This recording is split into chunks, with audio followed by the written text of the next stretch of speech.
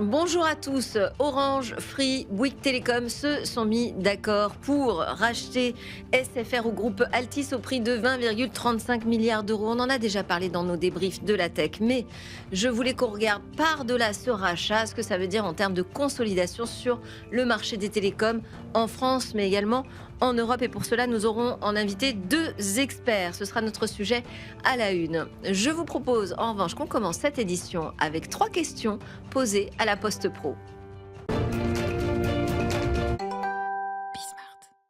Trois questions à Frédéric Porte. Bonjour Frédéric. Bonjour Delphine. Vous êtes le directeur commercial national de la Poste Pro. Qu'est-ce que ça veut dire la Poste Pro très concrètement?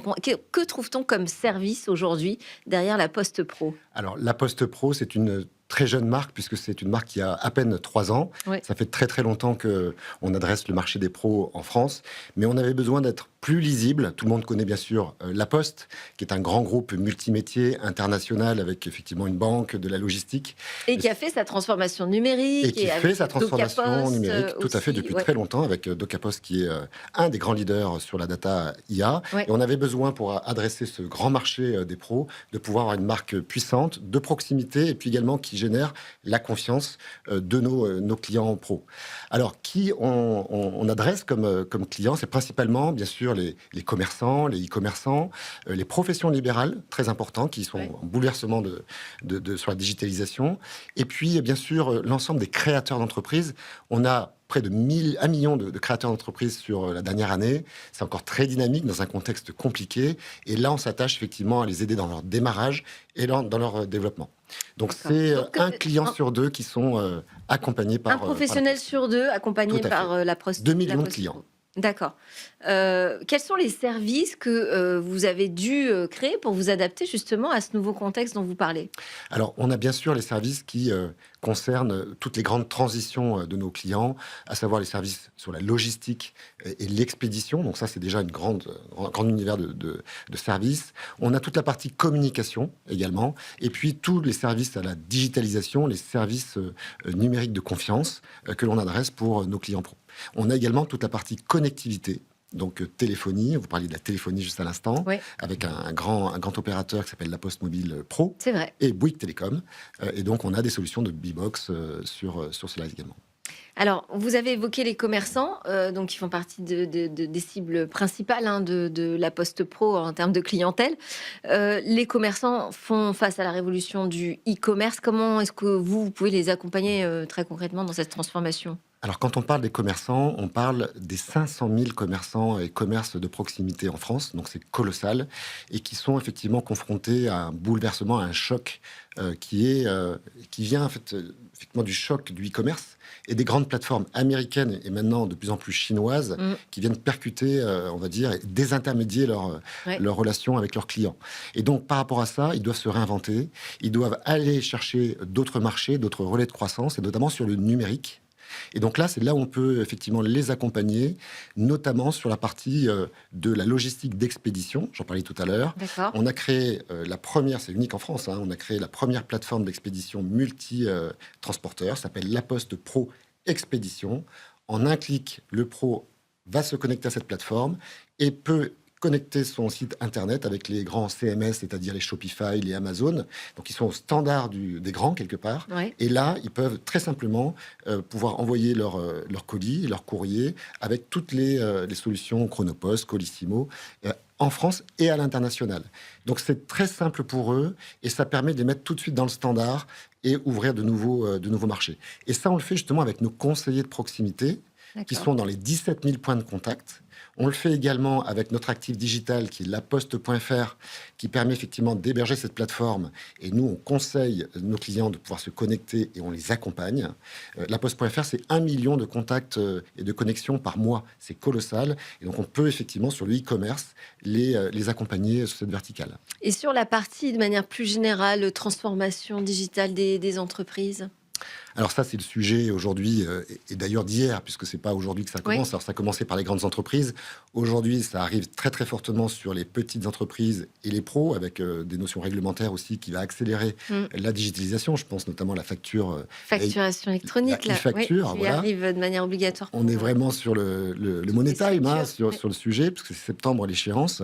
Eh bien, nous, vous avez cité DocaPost, on les accompagne effectivement avec notre solution et nos briques de tiers de confiance. Nous sommes leaders sur ce sujet, notamment avec des solutions d'archivage sur des clouds souverains. On est effectivement à l'initiative avec nos partenaires de NumSpot, Oui. donc solution française et européenne pour effectivement avoir une souveraineté face effectivement aux autres solutions qui sont plutôt américaines. Donc là, on va éviter aussi le switch kill. Donc ça, c'est important, la continuité de service, ça c'est très important pour les pros, et puis également tous ces services numériques de la e-facture, du coffre-fort électronique. Donc on a des solutions très simples. Ce que je voulais dire également, c'est que ce sont des solutions technologiques. Mais avant tout, le sujet, c'est un sujet de change et d'accompagnement au changement de nos pros. Et donc là, la Poste Pro est en proximité pour les accompagner avec des solutions de back-office personnalisées pour accompagner dans cette mutation digitale de l'ensemble de nos clients et des 4 millions de pros en France. C'est-à-dire, concrètement, cet accompagnement, c'est pas du conseil? Bien sûr que si, Si, c'est du conseil. C'est du oui. conseil de proximité avec nos conseillers experts. Et en fonction, effectivement, du degré d'expertise, on va faire appel à des experts de niveau plus important dans nos filiales pour pouvoir les accompagner. Donc ça peut être dû en proximité et aussi dû à distance. Mais en tout cas, on suit nos clients dans cette mutation tout au long de leur transition, en fait. Et alors, moi, j'ai passé la journée sur Vivatech, comme beaucoup de personnes à Paris, je pense, et tous les passionnés de la tech. Vous y étiez aussi. Oui. Le stand de la Poste est toujours aussi impressionnant. Bon, alors, Tout à Vivatech fait. prend de l'ampleur et le stand également. Qu'est-ce qu'on doit retenir en fait de ce positionnement de la Poste sur la tech et le numérique? Alors, vous l'avez dit, la Poste se réinvente depuis déjà de nombreuses années. Elle n'a cessé de se réinventer depuis Louis XI. Et elle est toujours là. Et donc, on est sur le virage numérique. La Poste innove. Donc, Marie-Ange Debon, notre présidente, a inauguré hier le salon. On a eu beaucoup d'affluence. Et on est très fiers d'annoncer de démontrer une trentaine d'innovations sur ce salon, notamment par exemple de la robotique humanoïde Oui. augmentée par l'IA pour toute la logistique, sur lequel on est vraiment expert. Vous verrez également des consignes autonomes avec des panneaux solaires. La Poste est une entreprise à mission, donc avec un regard sur le climat très important. Et puis vous verrez également l'IA qui est appliquée à des solutions monétiques pour la banque, qui permet d'être beaucoup plus, on va dire, fort sur ces solutions pour nos clients. Et on voit la Poste Pro? Alors, la Poste Pro n'y est pas directement, Oui. mais y est effectivement par rapport à toute l'IA qu'on embarque dans nos solutions. En fait, la Poste Pro embarque dans les solutions, notamment la Poste Pro Expédition, des solutions IA, toute notre technologie pour faire bénéficier nos clients pros de ces avantages d'IA et de numérique. Très bien, merci beaucoup Frédéric Porte. Donc je rappelle, vous êtes le directeur commercial grand public pour la Poste Pro et partenaire. Merci pour avoir répondu à mes 3 questions. Et rendez-vous sur le salon le 25, donc le salon CPME, le 25 prochain. Ah bah ça, on y sera parce que nous, on est partenaire voilà, tout à avec fait. Bismarck, grand Donc, partenaire. je serai vraiment très heureux de vous accueillir avec l'ensemble de mes équipes. Et on aura un atelier à 11h30 sur justement la digitalisation et le numérique. Merci beaucoup, c'est bien noté. Merci Frédéric. Merci Delphine. Allez, nous on enchaîne, on reste sur notre sujet digitalisation, mais on va parler du côté consolidation parce que ça y est, ça bouge dans le domaine des télécoms. Orange, Bouygues Télécom, Free se sont mis d'accord avec le groupe Altis pour le rachat de SFR au prix de 20,35 milliards d'euros. Ça fait quand même 25 millions de clients qui sont concernés, qui vont changer d'opérateur. Ce retour à 3 opérateurs en France, déjà, est-ce que c'est une bonne ou une mauvaise nouvelle? Je vais poser la question à mes experts. On se l'est déjà d'ailleurs posé dans nos débriefs, mais plus largement, je voulais qu'on regarde ce que ça voulait dire en termes de consolidation pour le marché européen. Alors, avec moi, Stéphane Leluxe en plateau. Bonjour Stéphane. Bonjour Delphine. Président du cabinet Tactis. Vous êtes également le président de la commission internationale du comité stratégique de filière infrastructure numérique et conseiller du commerce extérieur pour la France. Vous connaissez ce secteur des télécoms par cœur depuis des années et la deuxième personne qui est avec nous également, Benoît Felten. Bonjour Benoît, merci d'être connecté avec Smartech. Vous êtes consultant, donc expert télécom s'il en est, chez Fiber Revolution. Déjà, je voulais avoir votre réaction. Quelle a été votre première réaction à chaud au moment où vous avez appris que ça y est, enfin, je dis enfin pas par soulagement, mais depuis le temps qu'on en parle, cet accord a été signé pour le rachat de SFR. Stéphane, déjà. Tout d'abord, bon, comme vous le dites, c'est un long processus, donc pas une grande surprise. Oui. On s'attendait depuis longtemps à voir cet accord sortir. Et par ailleurs, il faut quand même se dire qu'on est au début d'un processus. Donc, non seulement c'est un processus de négociation qui a abouti, mais nous partons pour au minimum 3 années entre les autorisations en termes de consolidation au niveau France et les autorités de la concurrence françaises et européennes. Et puis ensuite, il y a tout le processus aussi organique et salarial qu'il va falloir mettre en place. Donc on est au tout début du processus. Donc on va dire ni soulagement ni surprise, mais simplement on va dire une étape clé dans un processus qui va prendre encore plusieurs années. Okay. Et qui est nécessaire probablement pour le secteur, pour clarifier. Parce que le pire, c'est le fait d'être en situation un peu suspendue entre deux eaux. Oui. On en parlera peut-être parce que ça a des conséquences notamment sur l'investissement. On peut voir que SFR, ces dernières années, a quasiment plus investi. Donc en fait, cette situation de suspension avait des conséquences négatives. Donc, quand même, ça ne pouvait pas durer beaucoup plus longtemps. Enfin, exactement. Si Benoît, vous dites que vous vous êtes dit ah bah quand même, ça y est, c'est une bonne nouvelle, ou au contraire, ça vous inquiète? Non, si j'étais un peu chafouin, je dirais que SFR se porte mal depuis qu'ils ont été rachetés par Altis. Mais c'est peut-être un peu méchant. Cela dit, on sait que les conditions du rachat en LBO posaient déjà des problèmes en tant que tels. Et effectivement, comme le dit Stéphane, SFR allait mal depuis un bon moment. Donc, ce n'est pas une surprise dans ce sens-là. Le point d'interrogation, il est effectivement sur comment les autorités de la concurrence vont se prononcer, que ce soit les autorités françaises ou les autorités européennes d'ailleurs. Et puis sur, quand même, il y a une vraie question tactique un peu sur comment se fait ce découpage, qu'est-ce qui va atterrir où. Et moi, ce qui m'intéresse en particulier, je suis sûr qu'il intéresse beaucoup Stéphane également, la partie infrastructure fibre, qui ne fait pas partie de ce deal, mais c'est intéressant aussi de savoir où ça va terminer. Exact, effectivement, ça ce n'est pas du tout mentionné pour l'instant. Je vous demandais si vous pensiez que c'était une bonne nouvelle ou si vous étiez inquiet, parce qu'il y a des voix inquiètes. Je pense à Sébastien Soriano en particulier, donc qui est un ancien régulateur des télécoms puisqu'il était à l'ARCEP et qui dit que il faut quand même faire attention, être vigilant quand on voit cette consolidation du marché en France et sans doute va-t-il falloir imposer des contraintes. Est-ce que vous partagez son inquiétude ? Alors, on doit toujours être prudent. Et je pense que Sébastien Soriano, qui est bien éclairé en tant qu'ancien président de l'ARCEP, le sait bien. Mais je pense qu'en même temps, il y a des retours d'expérience multiples qui montrent que on a des outils, que ce soit en Espagne, quand il y a eu des opérations aussi de consolidation, ou en Italie ou ailleurs, on voit que les régulateurs et les autorités anticoncurrentielles, enfin pour la concurrence plutôt, qui se protègent la concurrence, sont en capacité soit d'imposer par exemple des reventes de certains actifs ou des modalités d'accès aux infrastructures qui peuvent être aussi des facteurs derrière de facilité pour des concurrents. Et puis il faut aussi se rappeler qu'on rentre dans un monde, et on en reparlera peut-être, où la concurrence vient aussi d'ailleurs. Et cette concurrence, elle va exister. On a des bouleversements. On parle de beaucoup de Starlink ces derniers jours. On voit bien que finalement, on n'est plus dans les années 90, 2000, début des années 90. 15 à 2005, 2010, où il y avait une hyper-dominance des telcos sur les secteurs. Là, on est dans un bouleversement entre les GAFAM. Avec des procès pour entente entre 3 opérateurs. Oui, début des années 2000, effectivement. Donc, on a quand même un changement complet de paradigme, de contexte. Et je pense que, oui, il faut avoir cette vigilance, mais attention, nous ne sommes plus dans le même secteur. Il a profondément évolué.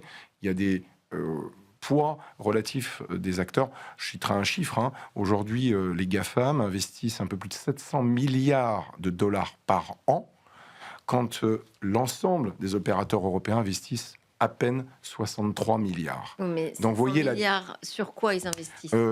Les câbles sous-marins, les data centers, je parle d'infrastructures, hein. Ouais. Les satellites aujourd'hui, l'IA, enfin on a de l'infrastructure dans les cœurs de réseau, mais aussi de la fibre optique sur les réseaux terrestres ou sous-marins. Donc en fait, tous ces réseaux-là, aujourd'hui, vont être utilisés et sont utilisés par d'autres acteurs que nos opérateurs. Il ne faut pas l'oublier. Et on est aussi obligé de regarder cette consolidation à l'aune de cette évolution du secteur. Oui, de voir si finalement on est suffisamment équipé pour affronter ces défis à venir sur le numérique face à des concurrents qui sont aujourd'hui des géants économiques, hein.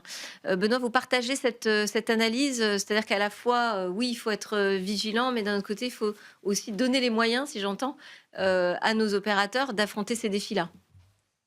Alors, je pense qu'il y a deux choses. La première, c'est que il faut faire attention à ce qu'on appelle donc les remèdes, comme effectivement Stéphane le disait, qu'on a eu en Espagne, etc. La vraie question, je pense, qui se pose sur le secteur télécom pur, c'est est-ce qu'on va vraiment de 4 acteurs à 3 ou est-ce que les remèdes vont réintroduire un quatrième acteur sous une autre forme? C'est ce qui s'est passé en Espagne, par exemple. Donc en Espagne, ils ont prélevé des fréquences de différents opérateurs pour créer un quatrième opérateur mobile. Et du coup, il n'y a pas eu de véritable passage de 4 à 3.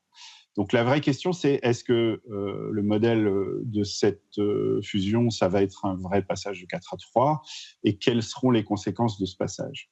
La principale conséquence, celle qui est le plus souvent mise en avant, c'est une possible augmentation des prix. J'avoue qu'à titre personnel et sans avoir nécessairement étudié l'aspect économique en grand détail, c'est pas l'élément qui m'inquiète le plus. Pour deux raisons. La première, c'est que aujourd'hui, j'ai regardé les chiffres ce matin pour préparer cet entretien. Aujourd'hui, on voit que les services télécoms, c'est à peu près 1,5% de la facture, de la dépense des foyers français. Ouais. Là où les loyers, c'est de l'ordre de 25%.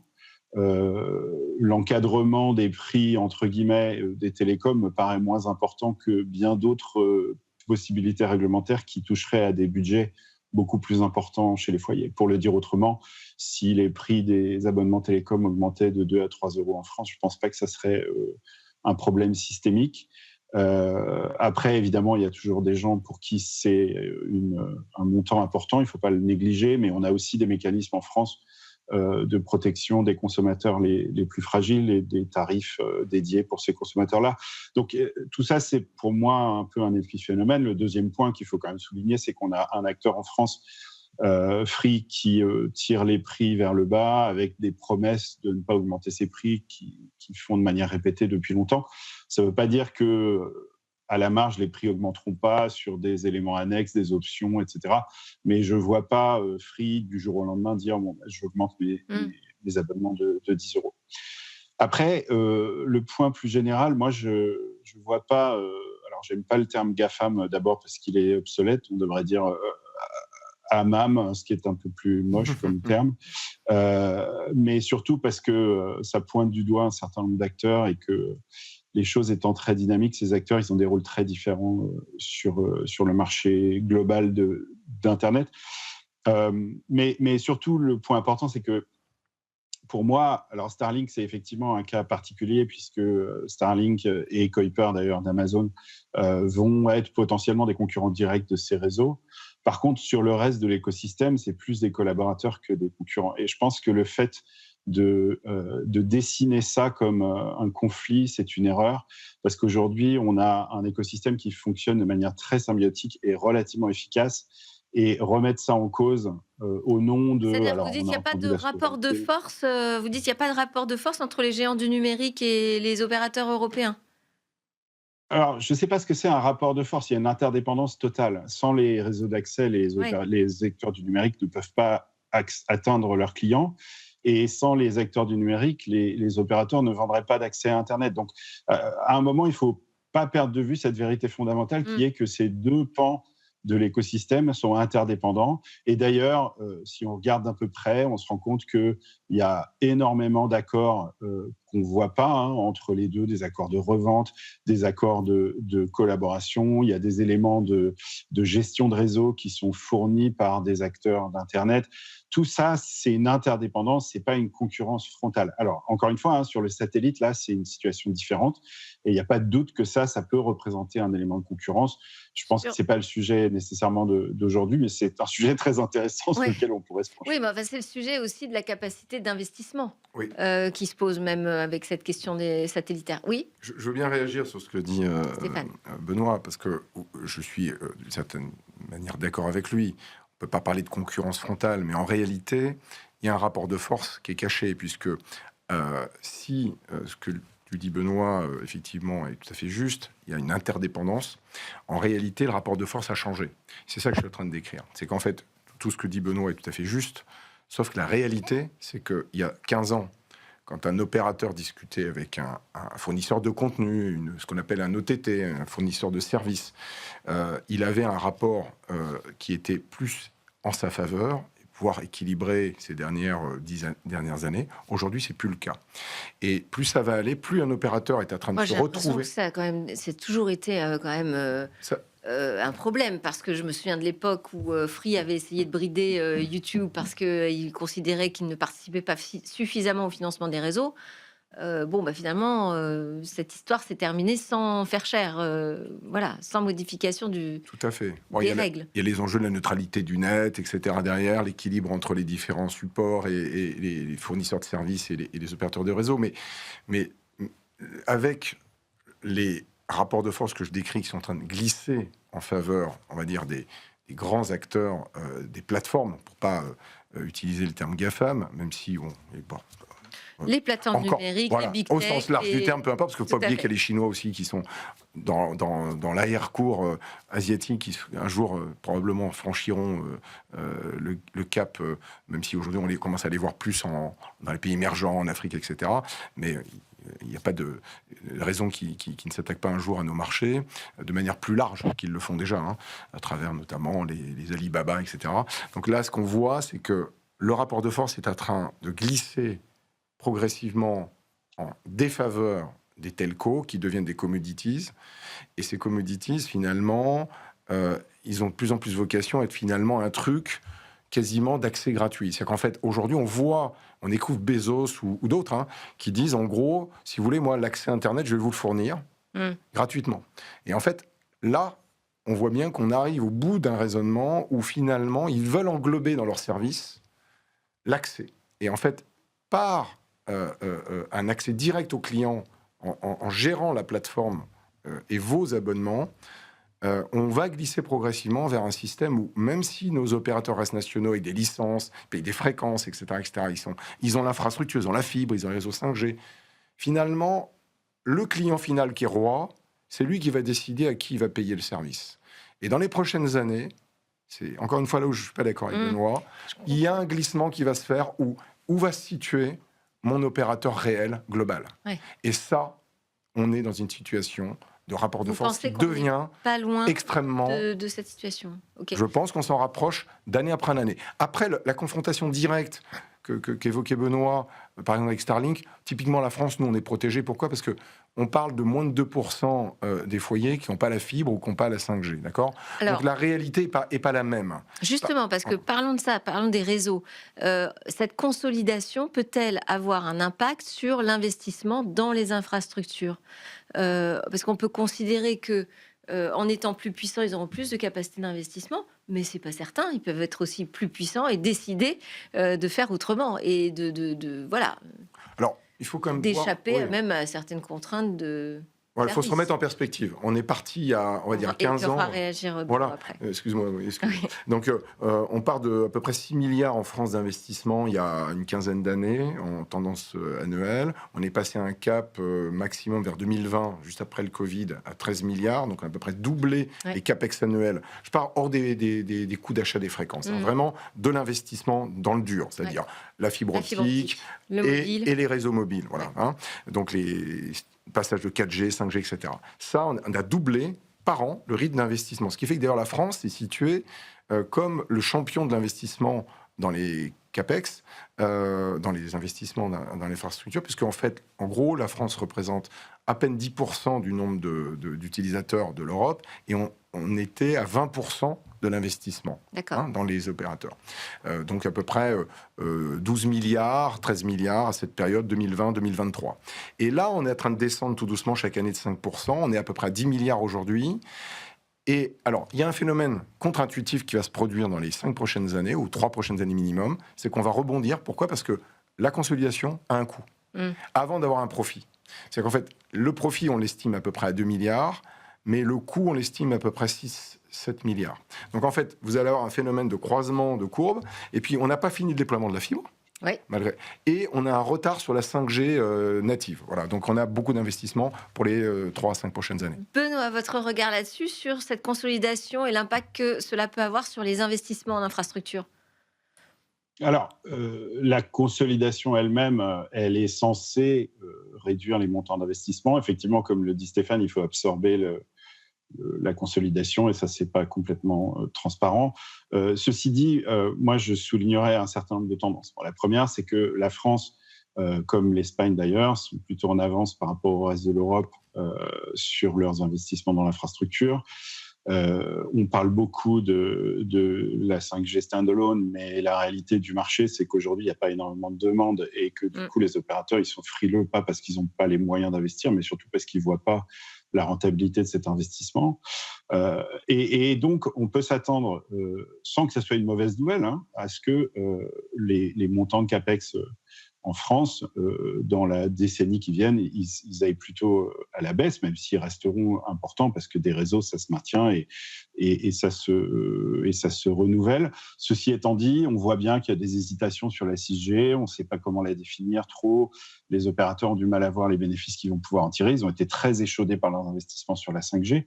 Donc tout ça fait que aujourd'hui, la perspective de rentabilité des opérateurs français et espagnols en particulier, et d'ailleurs, je reviendrai dessus en une seconde, mais français en particulier, elle est plutôt positive. On voit ça dans tous les documents d'analyse financière qui circulent.